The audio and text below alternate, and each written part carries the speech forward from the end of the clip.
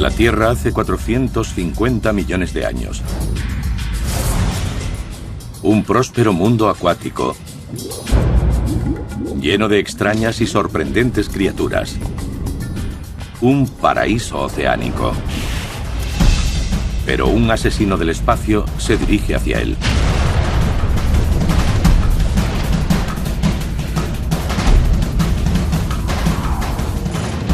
A lo largo de la historia de la Tierra, una serie de sucesos catastróficos han provocado numerosas extinciones en masa. Pero cada vez que la aniquilación total parece inevitable, la naturaleza demuestra una impresionante capacidad de recuperación.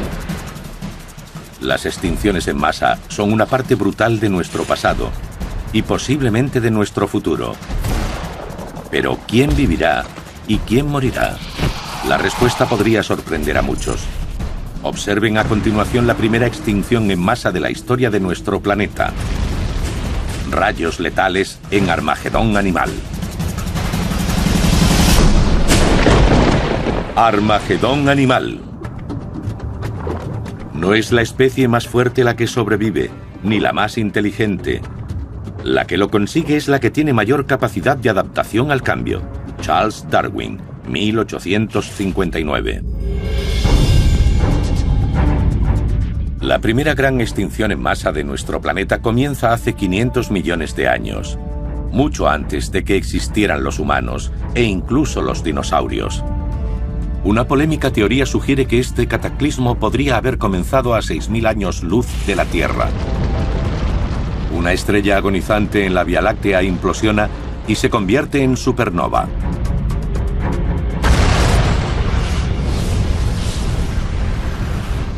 Inmensos rayos de energía salen disparados de sus polos.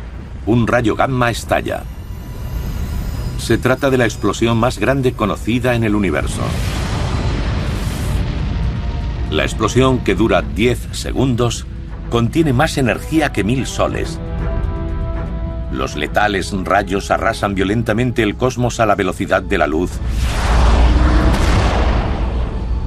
en dirección a un pequeño planeta azul, la Tierra.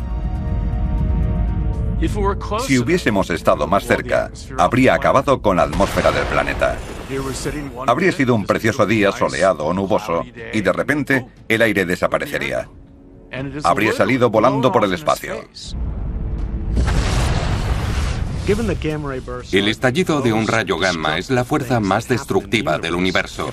Y si se produjera cerca de la Tierra, no habría posibilidad de sobrevivir para ningún tipo de vida.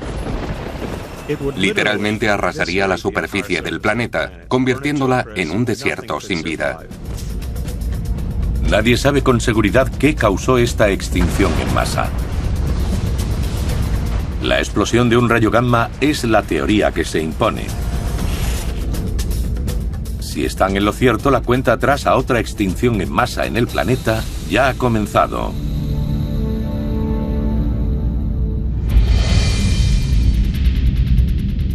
A miles de años luz de los letales rayos, la Tierra orbita tranquilamente, inconsciente de su inevitable destino. Esta imagen se remonta a 450 millones de años en el pasado, hasta el período Ordovícico, un mundo muy diferente del actual. Los continentes, tal como los conocemos, siguen formando parte de varias masas de tierra. Gondwana contiene Australia, África, Europa del Sur, la Antártida y Sudamérica. Fragmentos de Norteamérica y el este y norte de Europa se concentran en el Ecuador. El planeta es cálido y húmedo, y el nivel del mar está a varios cientos de metros por encima del actual. El gigantesco océano Pantalasa cubre gran parte del hemisferio norte. La mayor parte de Estados Unidos yace bajo vastos océanos poco profundos, llamados mares epicontinentales. Los mares epicontinentales eran océanos o entornos marinos que cubrían partes del continente. En el periodo Ordovícico, el nivel del mar era mucho más alto que ahora, por lo que gran parte del área continental actual estaba cubierta de agua. La superficie de este mundo es más parecida a Venus que a la Tierra actual. El nivel de oxígeno es tan bajo que los animales tendrían que haber luchado para respirar. Si colocásemos a un humano en el periodo ordovícico, el bajo nivel de oxígeno haría que un simple paseo por la playa se convirtiera en una tarea extenuante. La tierra sería extremadamente yerma y el paisaje sería muy similar al del Valle de la Muerte. No habría plantas ni animales. Debido a eso, también sería extremadamente silencioso. No existirían los ruidos que asociamos a los animales del bosque, como pájaros o insectos. Nada de eso existiría en el periodo ordovícico. Puede que la superficie del planeta parezca desolada, pero bajo el agua todo cambia.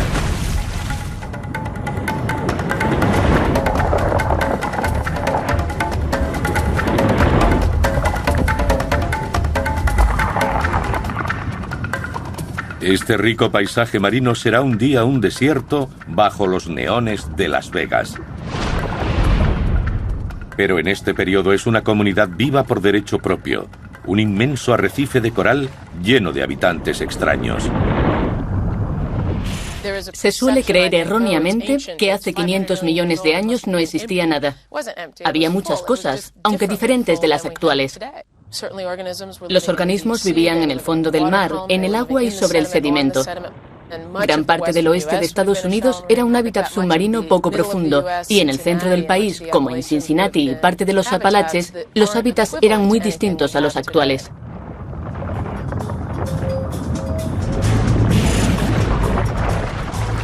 Arrecifes como este se extienden por todo el globo. Sus cálidas aguas, calentadas por el sol, son el hogar perfecto para formas de vida en rápida evolución. Junto a ellos, trilobites de medio metro buscan alimento. Parientes de las actuales hormigas, estas diligentes criaturas mantienen limpio el fondo marino, devorando casi todo lo que encuentran a su paso. Plancton muerto, trozos de algas e incluso desperdicios de animales. Comparten su territorio con un recién evolucionado Astraspis, una de las pocas especies de peces primitivas de la Tierra. Con tan solo 15 centímetros de longitud, esta pequeña criatura nos cabría en la palma de la mano. Pero este animal tiene una mutación nunca vista antes, una primitiva espina dorsal. Fósiles de Astraspis descubiertos a comienzos del siglo XX revelan una vaina fibrosa a lo largo de su lomo que protegía una espina dorsal. Esa misma estructura está presente en nuestros propios cuerpos. Cuesta creerlo, pero esta sencilla criatura es el ancestro de todos los vertebrados del planeta, aves, reptiles y mamíferos, incluido el hombre. Nuestra existencia depende totalmente de la supervivencia de este grupo. Y por el momento no tiene muchas posibilidades a su favor. Eran criaturas muy diferentes en muchos sentidos. No eran depredadores. Se alimentaban de desperdicios, microbios y algas. Más bien eran presas. Al otro extremo de la cadena alimentaria, un superdepredador controla el mar.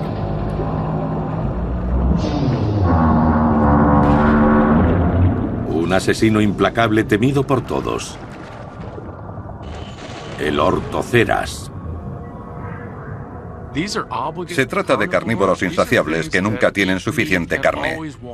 Encontrarse con un ejemplar de casi 4 metros debía ser temible.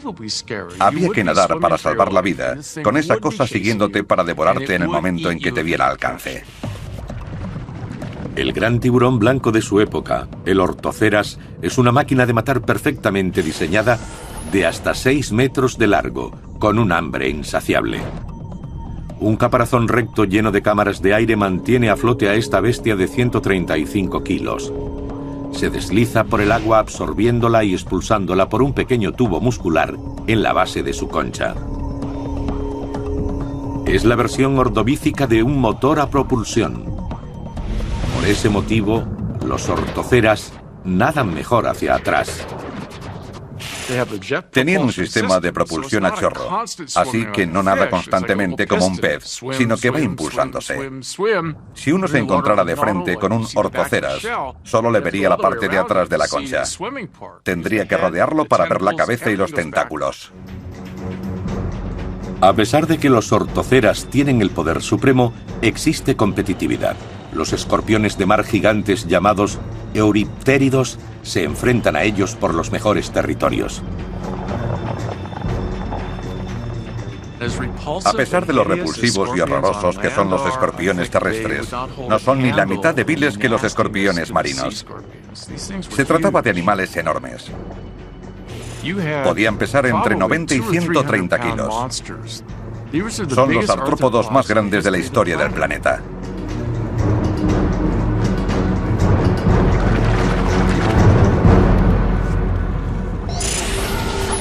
Los euriptéridos son enormes, con 2 metros de largo y tan pesados como un hombre muy fornido.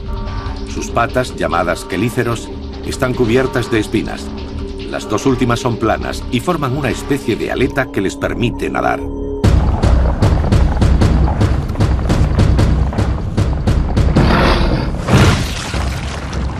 Sus enfrentamientos con los ortoceras son luchas a muerte que parecen sacadas de una película de ciencia ficción. Creo que se venderían muchas entradas para ver un combate entre esos dos. Yo daría cualquier cosa por ver una pelea entre un euriptérido y un ortoceras.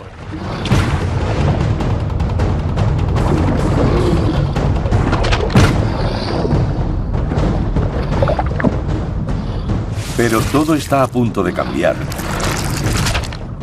Para siempre.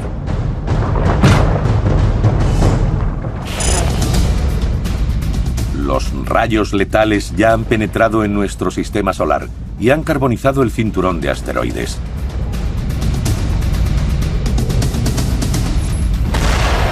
El hecho de que la explosión de un rayo gamma alcance la Tierra es tan extraño que los científicos creen que solo pasa una vez cada 500 millones de años. Este impactará contra el planeta antes de que acabe el día. Para el que nace, la muerte es segura. Y para el que muere, seguro es el nacer. Bhagavad Gita, siglo V a.C.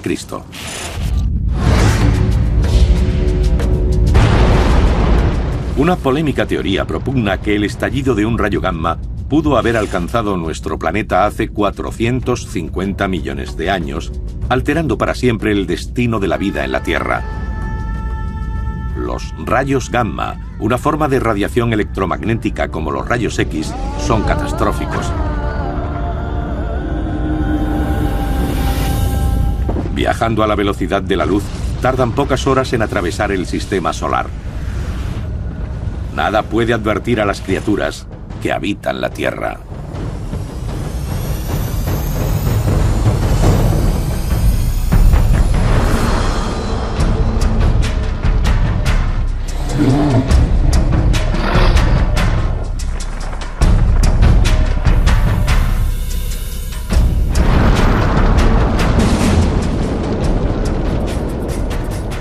Llega la hora cero. El rayo gamma arrasa las capas superiores de la atmósfera con una fuerza astronómica.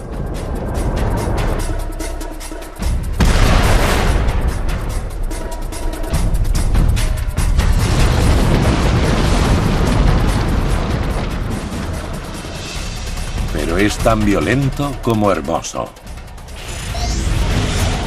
Los rayos destruyen las moléculas del aire haciendo estallar la atmósfera.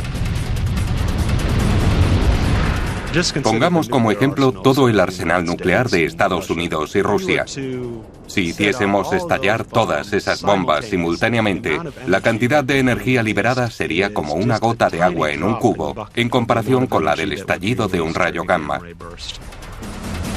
Solo 10 segundos después de su comienzo, el espectáculo de luz da paso a una escalofriante calma. Es pleno día, pero aparece un extraño compañero junto a nuestro Sol. Se trata de los restos ardientes de la supernova, una nueva luz en el cielo que parpadea durante unos meses para luego desaparecer. Sin animales terrestres, el espectáculo de luces pasa desapercibido. Un impresionante despliegue para un teatro vacío. La vida parece volver a la normalidad. Pero el futuro de todas las especies, desde el insecto más pequeño hasta el ser humano, pende de un hilo.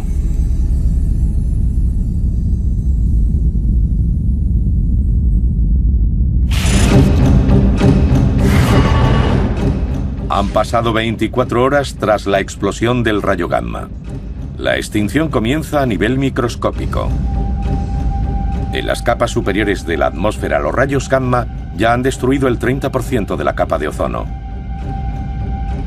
Ahora la radiación ultravioleta del Sol llega hasta la superficie.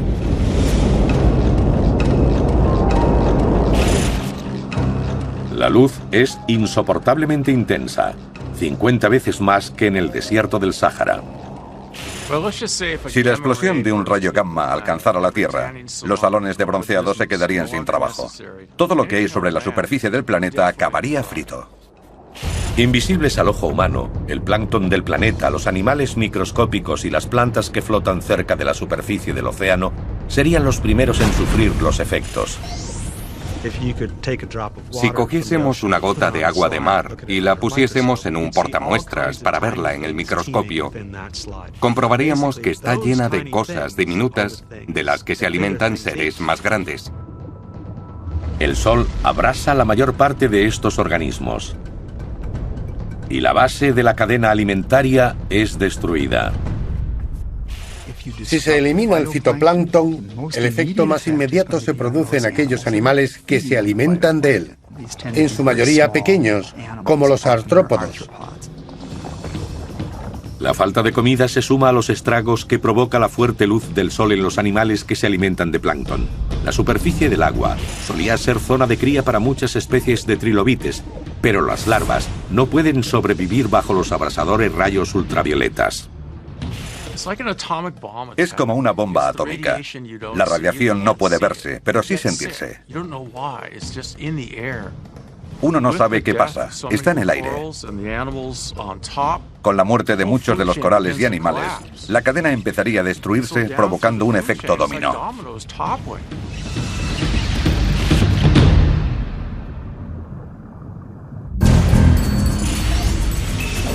La radiación ultravioleta es más intensa en los trópicos. Los arrecifes de coral mueren. El desastre comienza aquí. En casi todos los rincones del globo, los corales empiezan a morir de hambre. La devastación causa estragos en la cadena alimentaria. Cada vez más animales sufren de inanición. A medida que pasan las semanas, la destrucción de los arrecifes aumenta. Los corales están formados por colonias de animales, pero también alojan diminutas plantas llamadas zooxantelas. Estas se alimentan de sus tejidos y recorren los océanos devorándolos. Y no tardaríamos en verlas adoptar un tono grisáceo fantasmagórico. Solo han pasado 3 meses y los efectos de los letales rayos se sienten en todo el planeta. Es la estación de apareamiento para estos Nautilus. Estos parientes de los ortoceras son generalmente pequeños y cabrían en la palma de la mano.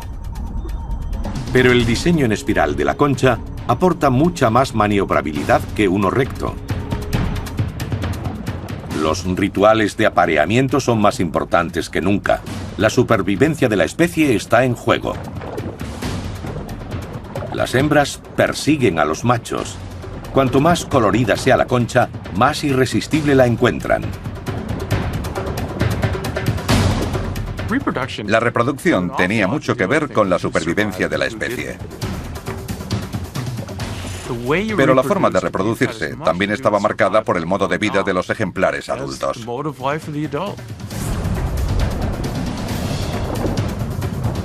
Puede que el mundo se derrumbe a su alrededor, pero esta hembra está dispuesta a asegurar el futuro de su descendencia. Incubará sus huevos durante los próximos 8 meses. Solo el tiempo dirá si sus esfuerzos son en vano. Con la base de la cadena alimentaria diezmada, la hambruna global se extiende, precipitando la muerte de los más débiles. En el actual sur de México, los depredadores como los euriptéridos recurren a medidas extraordinarias para sobrevivir. Normalmente no les merecería la pena cazar astraspis, pero el hambre los empuja a devorar cualquier cosa que encuentran a su paso. Incluso cadáveres de ortoceras. Los grandes carnívoros que comen animales vivos y muertos son los últimos en darse cuenta de que sucede algo extraño. Pero con el tiempo acaban muriendo también, porque la ruptura de la cadena alimentaria afecta a todo el ecosistema.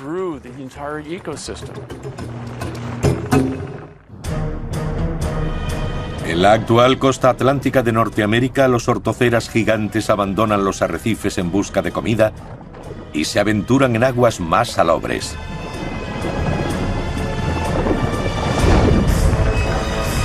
Pero este es el territorio de los euriptéridos. Con la invasión de ortoceras, los antiguos enfrentamientos resurgen.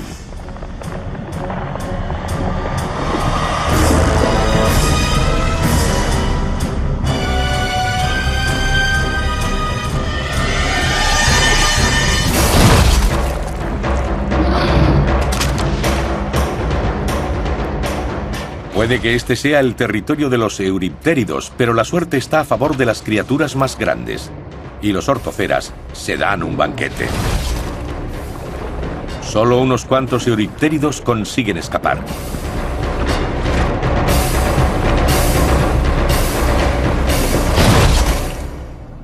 El hambre es inevitable, incluso para los más poderosos.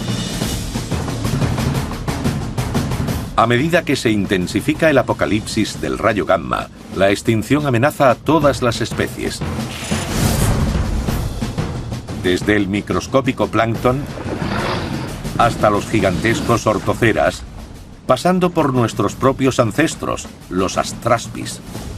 Si no sobreviven, ¿habrá futuro para alguien?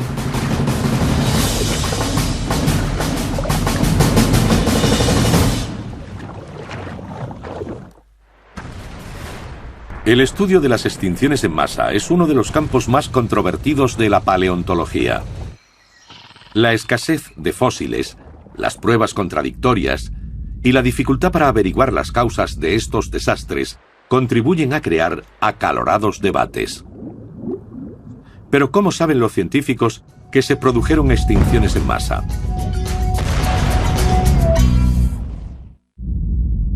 ¿Cómo saben los científicos que hubo extinciones en masa en el pasado? La misma Tierra tiene la clave.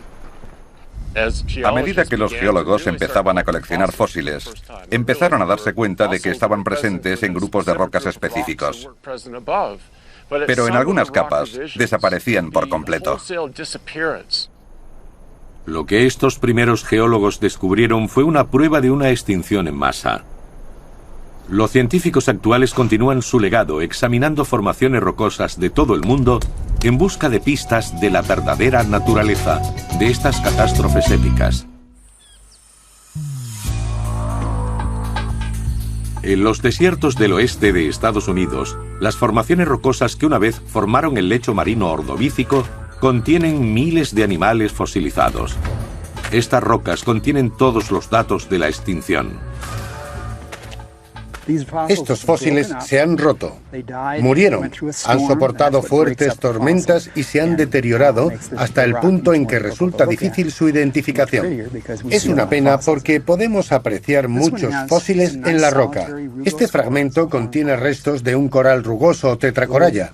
Estos pequeños círculos con el agujero en medio son tallos de clinoideos, unos animales que vivían en el fondo marino, equinodermos emparentados con la estrella de mar. Los braquiópodos eran bivalvos y su grupo de fósiles es uno de los más abundantes del Ordovícico.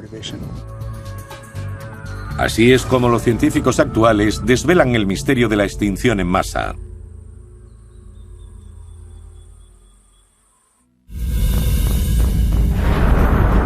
Según una teoría polémica pero convincente, un rayo gamma estalla produciendo una supernova, que da lugar a la primera gran extinción en masa de la historia del planeta. Los rayos provocan una terrible reacción en cadena, que amenaza a la vida en la Tierra, la presente y la futura. 8 meses después del desastre, el mundo ha cambiado radicalmente. Las moléculas de la atmósfera giran en torno al globo creando una tóxica mezcla de gases.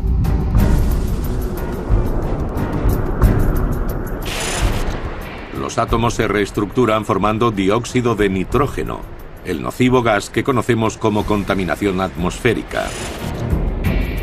La gruesa capa de aire pútrido bloquea los rayos solares. La temperatura desciende 18 grados centígrados. En lo que será el norte de Europa, la bajada de la temperatura del agua no beneficia a los Nautilus.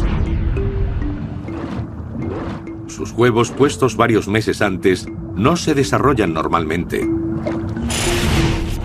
Las frías aguas retardan el crecimiento del embrión. Una invitación a las hambrientas bacterias a devorarlos. La especie está en peligro. Los organismos están adaptados a su entorno. Si ese entorno cambia, tienen problemas. Si cambia de una forma radical, mueren. Si cambia solo un poco, siguen con vida, pero no se reproducen. Las pocas crías que consiguen salir adelante nacen en un entorno inhóspito e implacable. Pasarán la mayor parte de su corta vida buscando alimento desesperadamente. Aún así les va bien en comparación con otras especies. Sus duras conchas en espiral les permiten vivir en aguas profundas, al abrigo de los peores efectos del enfriamiento global. Han pasado 10 años desde el estallido del rayo gamma. En el sur de México, el cambio es radical. La temperatura de este arrecife ha descendido 36 grados, acelerando la destrucción de la cadena alimentaria. El hábitat, antes lleno de vida, es ahora una tumba lúgubre. A medida que bajaban las temperaturas, los animales que podían huir lo hicieron. Pero gran parte de los animales del periodo ordovícico no podían desplazarse. Los corales, los branquiópodos o las esponjas no podían marcharse. Y a medida que la situación empeoraba, acabaron muriendo. El carbonato cálcico, del que están hechas las conchas de muchos animales que forman el arrecife, es fisiológicamente muy difícil de segregar en aguas frías. La bajada de temperatura arruinó la vida de estos organismos. No pudieron seguir produciendo carbonato cálcico y los arrecifes murieron.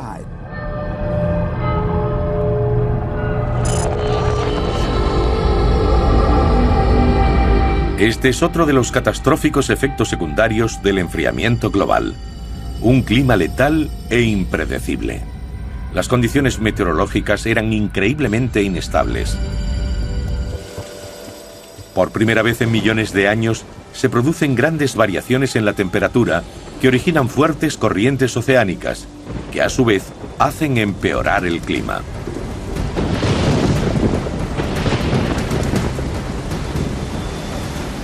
Una oleada interminable de huracanes de categoría 5 barren la Tierra.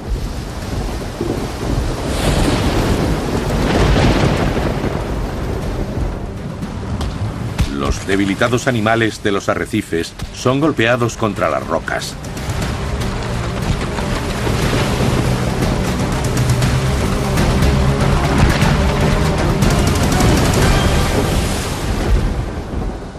A los que les queda un poco de fuerza, buscan refugio lejos de la turbulenta superficie del mar. La única forma de escapar era huir a aguas más profundas. Supongo que ese debió ser su primer instinto de conservación. Así que todos aquellos ortoceras comenzaron a sumergirse a toda velocidad a mayor profundidad. La inmersión a una zona más segura oculta otro peligro. La presión es demasiado grande para sus conchas rectas.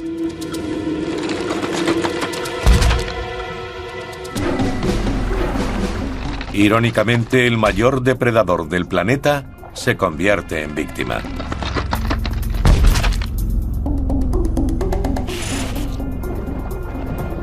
Sus parientes, los Nautilus, cuentan con conchas más resistentes y pueden esperar a que pase la tormenta en aguas más profundas y estables.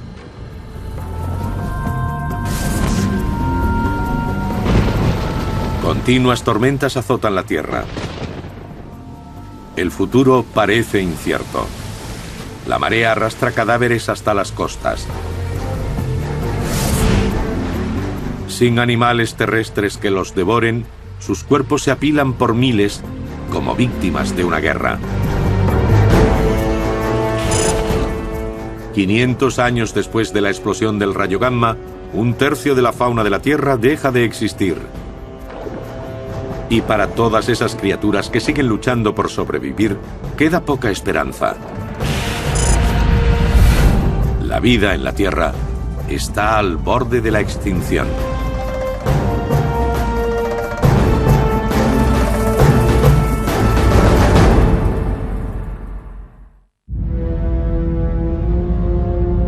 Hace 450 millones de años, la Tierra vivió su primera extinción en masa. Una controvertida teoría sostiene que la explosión de un rayo gamma alcanzó la Tierra, destrozando nuestra atmósfera y dañando la capa de ozono. La luz del Sol llegó hasta el planeta, rompiendo la cadena alimentaria.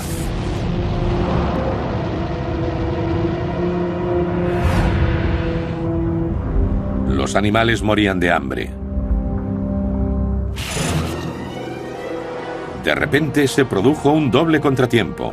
El aire empezó a transformarse en una gruesa capa de humo y niebla que bloqueaba el sol y que provocó una fuerte bajada de las temperaturas en todo el planeta. 150.000 años después del impacto de los letales rayos, la vida en la Tierra está completamente destrozada. Las pocas especies que sobreviven pasan hambre. Los ortoceras eran los antiguos soberanos de este territorio, las ballenas asesinas del Ordovícico. Ahora débiles y enfermos buscan carroña desesperadamente. Para ellos, el mundo es muy diferente. Año tras año el planeta se enfría cada vez más.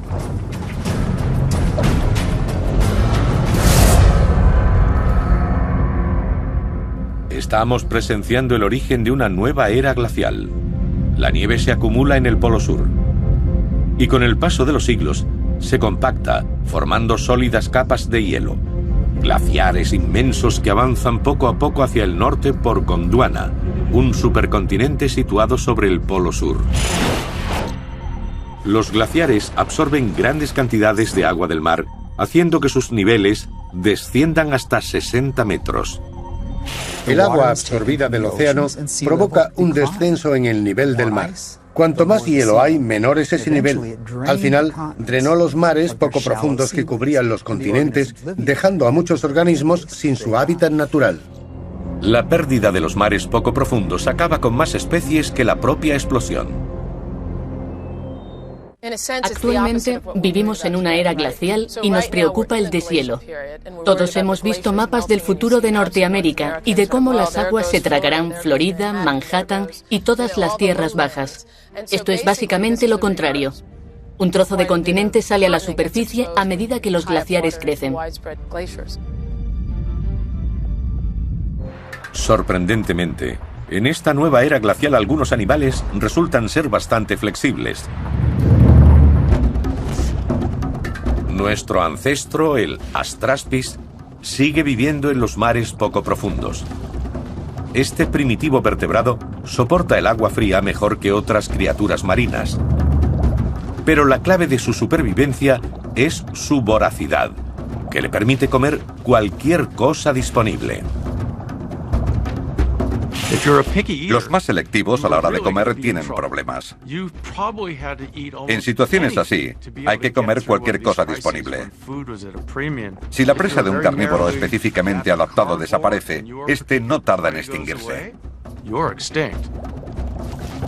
El Astraspis se adapta e incluso prospera en la adversidad. Y pronto toda una nueva variedad de peces comienza a evolucionar. En estas nuevas especies, los huesos y músculos que forman las agallas adoptan una nueva función: clasificar y mover grandes trozos de comida por la garganta. Toda mandíbula del mundo vertebrado, ya sea para masticar alimentos, morder presas o hablar, es el resultado de esta impresionante forma de adaptación. Otro de los animales que persevera es el euriptérido. Este depredador también se adaptó a la reducción de los niveles marinos y consiguió sobrevivir ocupando el nicho de los ortoceras en la cadena alimentaria. Una de las claves de su supervivencia reside en su tamaño. Al ser más pequeños que los ortoceras, necesitan menos comida. En las costas de todo el mundo, la bajada del nivel del mar crea paisajes extraños. Los esqueletos de los arrecifes coralinos sobresalen en la superficie. Allí donde antes reinaban los ortoceras, hay ahora un puñado de precavidos supervivientes que buscan carroña en un entorno yermo. Muchas plantas y animales están tan adaptadas a su entorno que el mínimo enfriamiento, especialmente en el caso de las criaturas tropicales, es una sentencia de muerte. Si cogiéramos una gran jarra de cristal y metiésemos en ella una isla de Hawái para enfriarla durante meses, al cabo del tiempo no habría vida. A medida que los glaciares se abren camino por los subtrópicos, empiezan a aparecer grandes icebergs. Bajo la superficie, amenazan con destruir todo a su paso.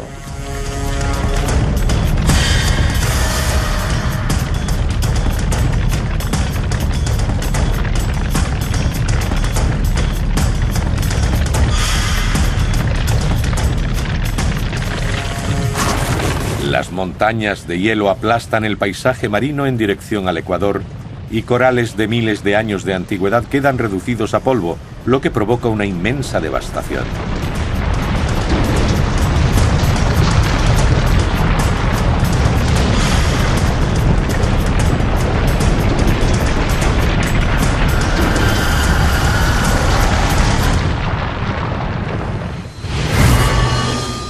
Un cuarto de millón de años tras el comienzo de la extinción, el nivel del mar sigue bajando. Y miles de kilómetros cuadrados de hábitat submarino quedan expuestos a las duras condiciones de la superficie. El sol, el viento y la lluvia erosionan los arrecifes, transformándolos en grandes desiertos baldíos.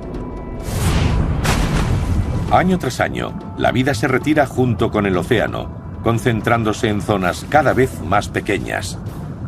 Se trataba de una migración forzada, y podía ser a un lugar mejor o no. La temperatura del agua y las corrientes submarinas habían cambiado. Las condiciones del mundo tropical pasaron a ser más bien templadas y luego frías, y todo ello contribuyó a la extinción. La explosión de una supernova causa estragos en el planeta Tierra, pero la extinción en masa aún no ha terminado.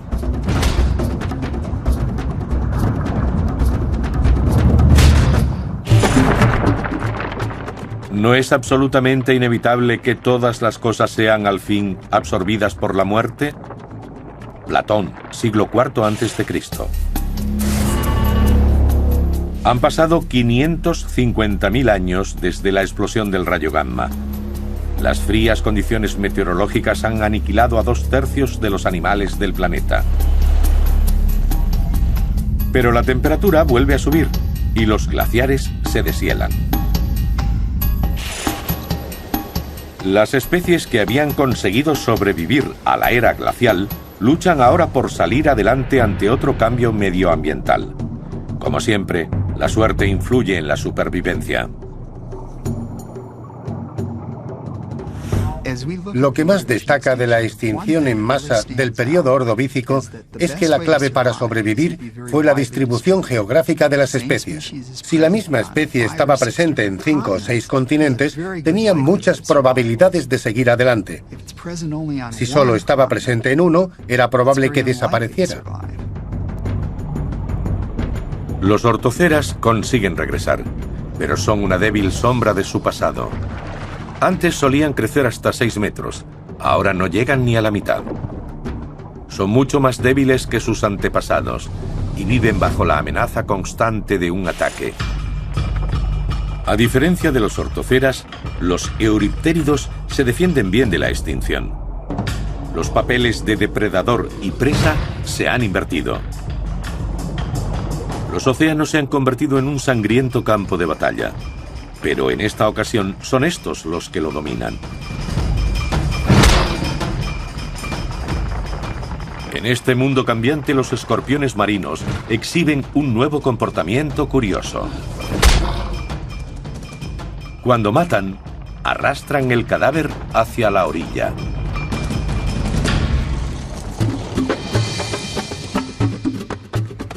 Y aunque parezca increíble, algunos de ellos incluso se aventuran al exterior. Es posible que el cambio en el nivel del mar haya acelerado el proceso evolutivo de los pulmones laminares, como los de los insectos actuales. En el abdomen de los euriptéridos hay montones de bolsas de aire organizadas como las páginas de un libro. La sangre del escorpión circula a través del tejido, absorbiendo el oxígeno del aire. Una adaptación sorprendente nacida del instinto de conservación. Una extinción en masa es como el fertilizante de un jardín recién plantado. Crecen muchas cosas. Algunas las esperamos y otras son totalmente nuevas. Si la extinción en masa no hubiese tenido lugar, las especies de animales y plantas que existen actualmente en el planeta serían muy diferentes. Pero en estas mismas aguas empieza a aparecer otro rasgo evolutivo sorprendente.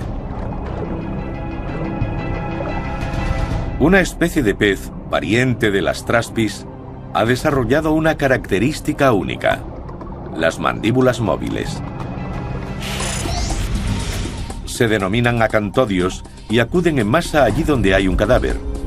Su nueva adaptación les permite mordisquear la carne de las presas en vez de esperar a que los trozos se desprendan. Desde sus humildes orígenes como roedores de algas, estos peces suben cada vez más escalones en la cadena alimentaria.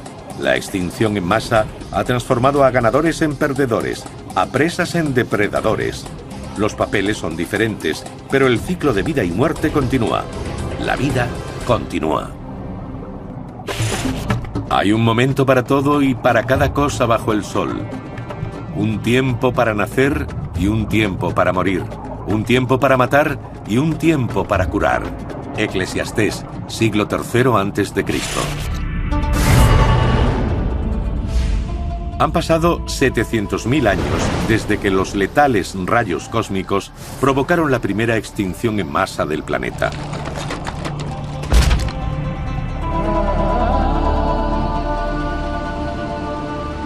Ahora la Tierra parece estar superando los efectos del desastre.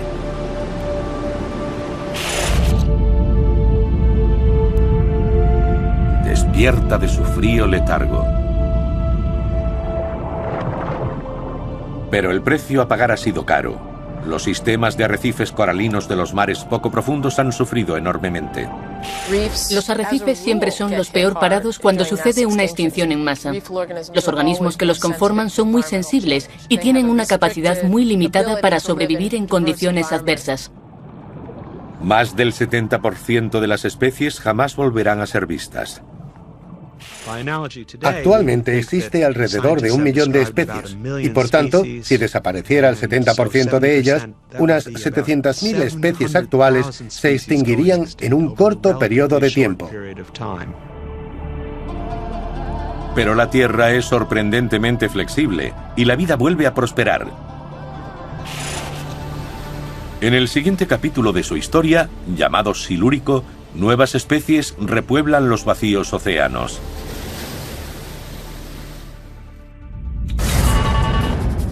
Han pasado 3 millones de años desde el estallido del rayo gamma. La Tierra vuelve a tener un clima tropical. El nivel del mar sube de nuevo, restaurando gran parte del hábitat en zonas de poca profundidad. Nuevos y extraños animales evolucionan junto a las criaturas previas a la extinción. Los efectos de la extinción ordovícica son bastante interesantes. En cuanto a cambios ecológicos, es probablemente la menos efectiva de las 5 grandes extinciones de la historia de la Tierra. Muchos animales desaparecieron, pero la diversidad y la cantidad de organismos diferentes que aparecieron tras ella es prácticamente equivalente. En mar abierto, los peces con mandíbula, como los acantodios, nadan junto a especies más primitivas, sus parientes, los astraspis, que no tienen mandíbula. Incluso empiezan a invadir los lagos y ríos de agua dulce. Los peces, antes extraños e inferiores, dominan ahora los mares. Todos los que conocemos en la actualidad, siluros, peces espada, gobios, tiburones, descienden de estos animales. A medida que pasan los siglos, nuevas variedades se extienden de polo a polo sin ser conscientes de lo que sufrieron sus antepasados ni de lo frágil que es en realidad su mundo. Nuevos y temibles depredadores los esperan en estos hábitats, incluido un supereuriptérido. Sin más ortoceras que controlen la población, los escorpiones marinos han evolucionado hasta convertirse en grandes monstruos. Este animal gigantesco del tamaño de un cocodrilo es el depredador más temido del periodo silúrico. Sus pinzas tenían extensiones como agujas para sujetar mejor a sus presas, desgarrarlas o ensartarlas. Contaban con fuertes mandíbulas y probablemente eran capaces de nadar a gran velocidad. Pero lo más terrible es que eran enormes.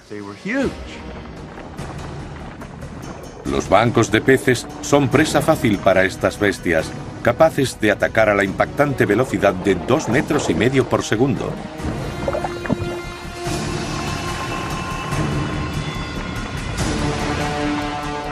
La supervivencia de los peces reside en el número. Al desplazarse en bancos pueden permitirse perder a unos cuantos individuos y aún así preservar la comunidad.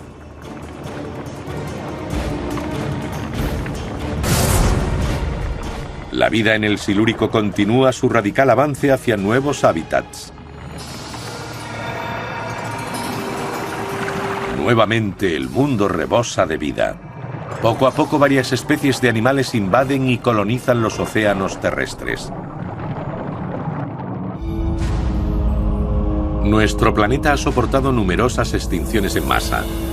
Nadie puede predecir cuándo se producirá la siguiente, pero con la misma seguridad con la que afirmamos que existen el día y la noche y las diferentes estaciones, sabemos que nuestra supervivencia será sometida a prueba.